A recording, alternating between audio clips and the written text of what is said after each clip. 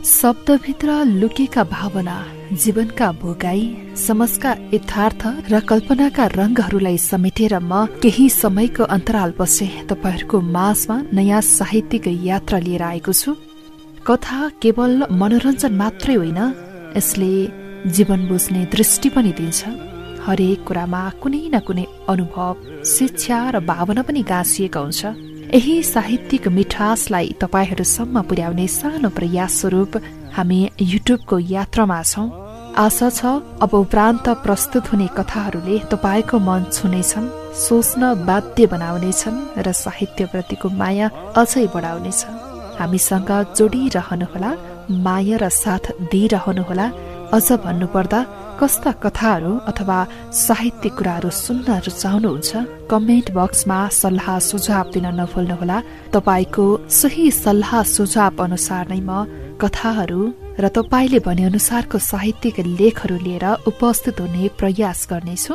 यसै क्रममा आज सन्जोग ग्यावालीले लेख्नु भएको अपेक्षा नामक कथा लिएर आएको छु। यो कथा सुनेपछि पक्कै पनि यो कथाले तपाईको मन छुनेछ र कथा सुरुदेखि अन्तिमसम्म सुनेर साथ दिनुहोला र तपाईलाई कस्तो लाग्यो, जस्तो लाग्छ त्यस्तै प्रतिक्रिया दिन नभुल्नुहोला। साथमा कस्तो खालको कथाहरू सुन्न मन छ त्यो पनि कमेन्ट बक्समा राख्न सक्नुहुनेछ भन्न चाहन्छु। र यो समयमा तपाईहरूलाई ढिला नगरिकन लादैछु सन्जोग ग्यावालीले लेख्नु भएको अपेक्षा कथातर्फ।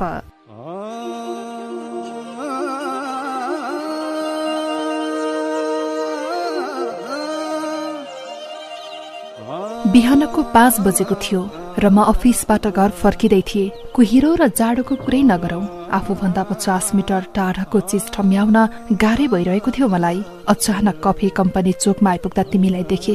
नाङ्गो टाउको, कपाल फुक्का गरेर तिमी टिकटक बनाउनमै व्यस्त थियौ। म हेरिरहे। यस्तो जाडो हुँदा पनि कति जाडो महसुस नगरेको जस्तो लाग्यो। एकछिन बाइक पर्खेर हेर्न थालेको त तिम्रो साथीले ओ मिस्टर के हेरेको भन्दै आइन्। नमज्जा लाग्यो। कसैले नराम्रो नजरले हेरेको महसुस भयो, तर नहेरिरहन पनि सकिन र उसलाई जवाफ नदिइरहन पनि सकिन र भने यस्तो चिसो टोपी बिना टिकटकको निहुमा कसरी केटी मान्छेहरू चोकमा आएर टिकटक बनाउन सक्छन् भन्दै निहालेको र उसलाई प्रश्न गरे के टिकटक बनाउने बेला जाडो हुँदैन। उसको साथी हाँसी र मेरो कुरा सुनेर उसले पनि आँखा तरी र म धेरै बेर त्यहाँ बस्नु हुँदैन जस्तो भान भएर अघि जान मात्रै के लागेको थिए। उसले बोलाई, सुन्नुस् न, आधारको साथ भन्नुस् न, हामी दुई नाच्छौं, तपाईँ सुट गरिदिनु न। गलल हाँसे र बाइक स्टार्ट गरी जान लागे। जाँदै गर्दा उसको टिकटक आइडी माग्न पर्यो भन्दै मागे। उसले अलि संकोच गरी, सायद रिसाई होला, तर पनि टिकटक आइडी दिए। उसको टिकटक आइडी थियो अपेक्षा शर्मा।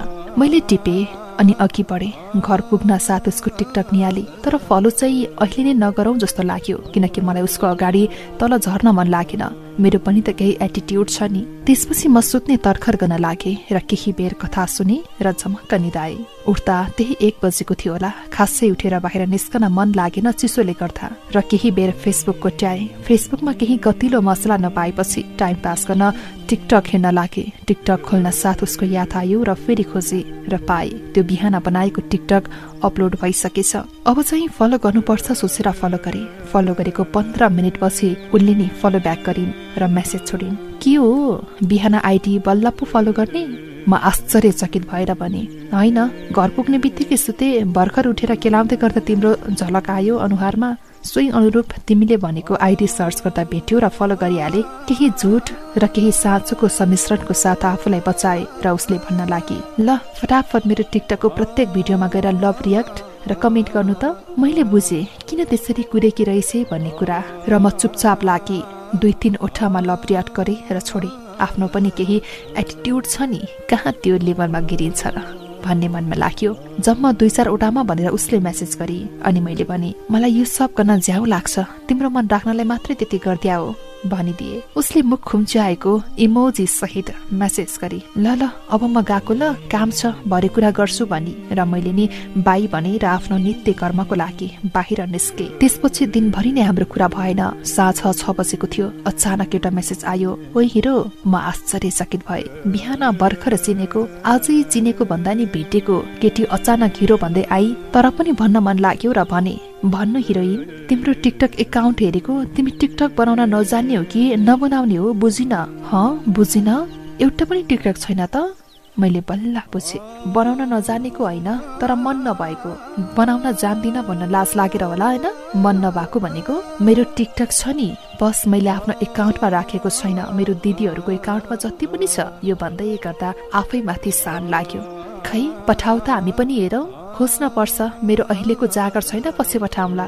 मुख खुम्चाएको इमोजी पठाउँदै ल ल अनि भन के छ त? टिकटकमा मेसेज आएको नि थाहा पाउन कति गाह्रो नि है? मैले भने। उसको आशय बुझे। अरू कुन प्लेटफर्म सजिलो छ त? Messenger, Viber, WhatsApp. मैले भने आइटी वाला मान्छे हुँ, हरेक एपमा मलाई पाउँछौ। उसो भए फेसबुक मेसेन्जरमा आउन त। मेरो आइडी यो छ, मलाई एड गर न भनेर मैले मेरो आइडी दिए। मेरो आइडी दुनियाँमा नै युनिक छ, त्यसैले एड गर्न खासै गाह्रो नपर्ला। उसले भने म कसैले रिक्वेस्ट सेन्ड गर्दिन, बरु तिमी नै गर, मेरो आइडी यो छ भनेर उसले आफ्नो आइडी दिए। किन नि तिमीले नगर्ने? त्यसै बानी नै छैन, आफूले रिक्वेस्ट पठाउँदा कुनै भ्यालु नभएको महसुस हुन्छ। ल ल म पठाउँछु भनेर उसको आइडी खोजे। 150 जना साझा साथीहरू रहेछन्। म आश्चर्यचकित भए। बाफ्रे र भने बाफ्रे 150 जना साझा साथीहरू छन् त तिम्रो र मेरो? हो र? खै म नि हेर्छु, यहाँ तिमी पनि लियोमा रहेछौ र म पनि त्यसैले यत्रो भएको। साँच्चै तिमी कुन क्लबको? म लियो क्लब अफ भलवरी सिटीको एक्टिभ सदस्य। अनि तिमी नि? म नि लियो क्लब अफ कफी कम्पनीको प्रेसिडेन्ट। ल म अध्यक्ष ज्यूसँग पो बोल्दैछु भन्दै इत्तरिए। उसले भने अब मेसेन्जरमा पहिलो मेसेज गर अनि उता आऊ र भने म आए है। हामी बोल्न लागेको 2 महिना भइसकेको थियो। यतिकैमा उसँग मलाई पनि माया बसिसकेको थियो, त्यसैले एक्सेप्ट गर्न कति पनि समय लागेन। ऊ र म अब रिलेसनमा थियौं। यतिकैमा भ्यालेन्टाइन डे सप्ताह आयो। उसले प्रत्येक दिन भ्यालेन्टाइन सप्ताहमा उसँग केही समय बिताउन पर्छ भनेर मसँग समय मागी। म बिजी मान्छे, रातिको जागिर दिउँसोको सुताई र अरू बेला क्लब लगायतको काम हुने मलाई डिसिजन लिन गाह्रो भयो। उसलाई हुन्छ वा हुन्न भन्न सकिन र दुविधामा परे। उसले पहिलो पटक केही मागेकी थिए, हुन्न भन्न सकिन र एउटै शर्तमा हुन्छ भने पनि भेट चाहिँ मेरो समयमा अर्थात् बिहान 6 बजे अफिसबाट फर्कने बेला हुनुपर्छ भने ऊ राजी भई। पहिलो दिन रोज डेमा रोज एकअर्कालाई समर्पित गरी हामी समय बितायौं। दोस्रो दिन प्रपोज डे, सो दिन पनि एक अर्का प्रति समर्पित गर्यौं। उसले मलाई पुनः एकपटक प्रपोज गरी। मलाई भ्यालेन्टाइन डे खासै बाल लाग्दैन थियो। उसको खुसीको लागि मात्रै उसको समीपमा थिए। उसले टिकटक बनाउन आजकल छोडेकी थिए। उसले दिनभरि किताब पढे दिन बिताउने गर्थे। उसको घरमा नि हाम्रो बारेमा थाहा भइसकेको थियो, त्यसैले उसको परिवारले हामीलाई घरमा बोलाएका थिए। तर ऊ र म राजी भएनौं, किनकि हामीलाई थाहा थियो यदि हामी उसको घरमा गयौं भने उसको घरकाले बिस्तारै हामीलाई बिहेको लागि फोर्स गर्नुहुन्थ्यो, जसका लागि हामी दुवै रेडी थिएनौं। तर पनि उसले घरकालाई विश्वास दिए हामी केही गलत हुँदैनौं, ढुक्क हुनुहोस् भनी। तेस्रो दिन चकलेट डे, मैले किटक्याट लगिदिएको थिए। हामी त्यो दिन पनि सदा चाहिँ सँगै समय बितायौं। त्यसो गर्दा गर्दै भ्यालेन्टाइन डे आयो। त्यो दिनको लागि उसँग सिंगो दिन बाँड्ने बाचा गरे। सोही अनुरूप म 8 बजे तयार भएर उसको संसर्गमा पुगे।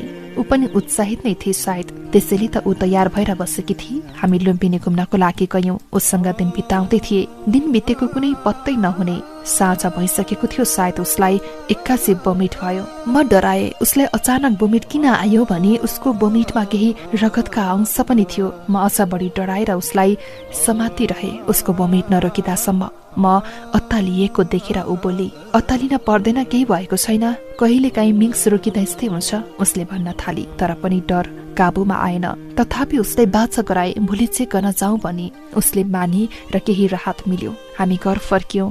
ऊ अर्को दिन चेक गराउन गएर आई। मैले सोधे के भयो? उसले केही होइन, मैले हिजो भने जस्तै हो रे भनी। केही भए पनि राहत भयो र आफ्नो ख्याल राख भनी बिदा भए। त्यो दिनदेखि हाम्रो बोलचाल थोरै पातलिएको थियो। म त बिजी नै हुने गर्दथे, तर ऊ पनि बिजी हुन थाली सायद। ऊ र म शनिबारको दिन भने कुरा जति नै पातलो भए पनि भेट्ने गर्थ्यौ। ऊ र म एकअर्कालाई समय व्यतीत गर्थ्यौं। त्यतिकैमा 2-4 शनिबार पश्चात उसले अब केही समय नभेट्ने भन्न थाली।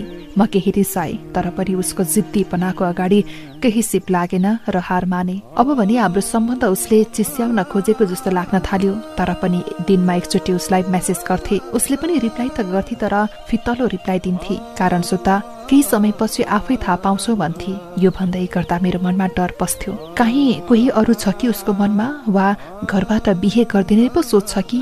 यस्तै विविध। उसको परिवारले त हाम्रो सम्बन्ध स्वीकारेका थिए त। यो प्रश्नले गर्दा दोस्रो सोच हदै होइन भन्ने ढुक्क भए। तर किन ऊ मबाट टाढा हुँदै थिए? मनमा प्रश्नको बहाव कायमै नै थियो। उसलाई अब प्रश्न गर्न मन लागेन र जे छ त्यसैमा सम्बन्ध कायम राख्ने अठोट लिए। 20-25 दिन पश्चात उसको साथीको अचानक फोन आयो र उसले भने, तपाई छिटो बुटोल हस्पिटल आउनु त, यहाँ अपेक्षालाई भर्ना गरिएको छ। यति भनी फोन राखी म निशब्द भए, के भयो भनेर। मैले पुनः फोन लगाउने प्रयास गरे तर फोन अफ भएको थियो। बुटवल हस्पिटल त भनी तर कुन कोठा, कुन बेड, काहीँ केही भनिनन्। जहाँ भए पनि सोधेर जान्छु भने बाइक स्टार्ट गरे। बाइक आफ्नो गतिमा दौडिन थाल्यो। मनमा भुइँचालो गइरहेको थियो र बाइकको रफ्तार बढ्दै थियो। 60, 70, 80 गर्दै स्पिड पकडिरहेको थिए। म 8 मिनेटमा बुटवल पुगेको हुँदा हो जस्तो लाग्छ। मनको भुइँचालोले धेरै छिटो बुटोल हस्पिटल लगी पछाडि दियो। उसलाई फोन लगाए, अफ थियो। उसको साथीलाई लगाए, त्यो पनि अफ। अब के गरौँ, कता जाउँ भयो। अनि झलस्या सम्झे उसले एक दिन मम्मीकोबाट कल गरेकी थिए र मैले मजाकमा सासुआमा लेखी सेभ गरेको थिएँ। फोन लगाएर दोस्रो तला रुम नम्बर 12 बेड नम्बर 3 मा उसलाई भर्ना गरेको थाहा पाए। उसको कोठातर्फ कति पनि बेर नलगाई पुगे। म पुगेको देखेर ऊ मुस्कुराए। हातमा सलाइन पानीको पाइप खुसारिएको र बेडमा लखनतरान परि सुतिएको उनलाई देख्दा मन चिसियो।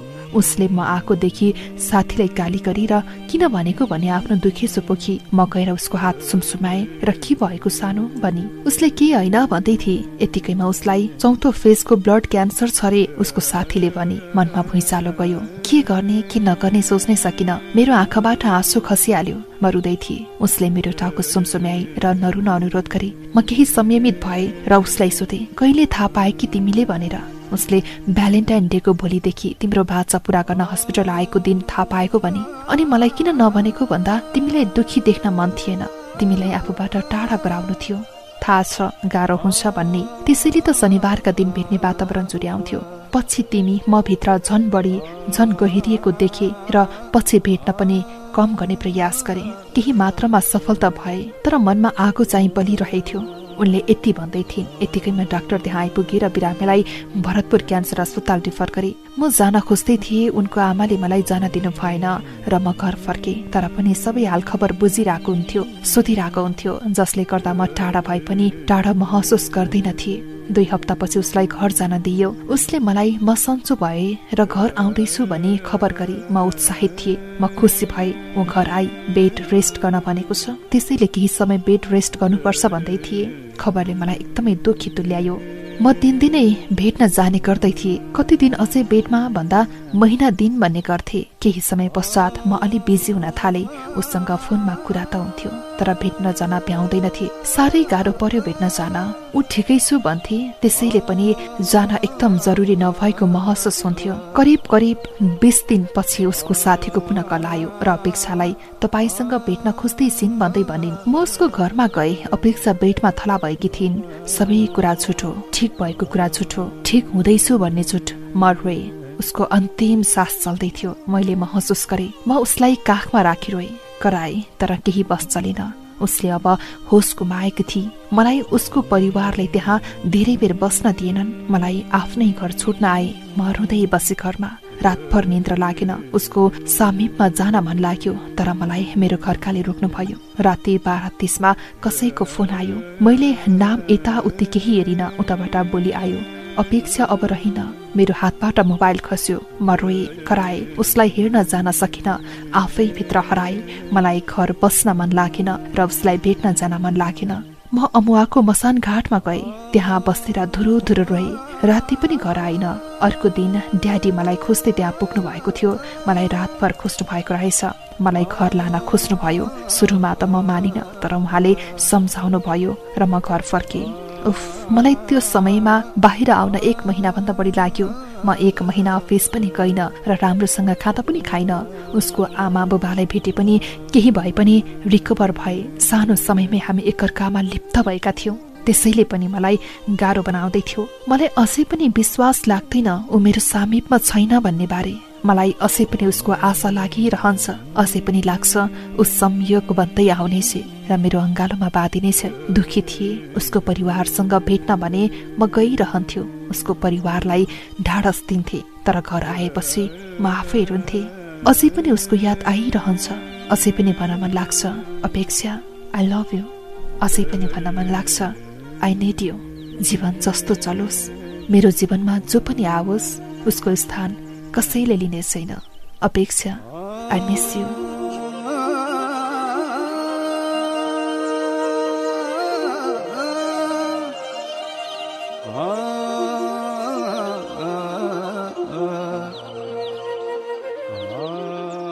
आदरणीय श्रोता, यो थियो अपेक्षा कथा सञ्जोग ग्यावालीले लेख्नु भएको।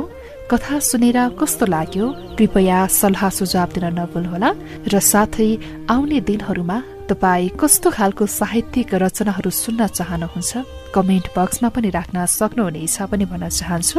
आजको कथा सुरुदेखि अन्तिम क्षणसम्म सुनेर हामीलाई साथ दिनुभएकोमा विशेष धन्यवाद भन्दै आगामी दिनहरूमा पनि तपाईको यस्तै मायाको अपेक्षा गर्दै आजको यो कथाबाट म मनसुन बिदा हुन्छु।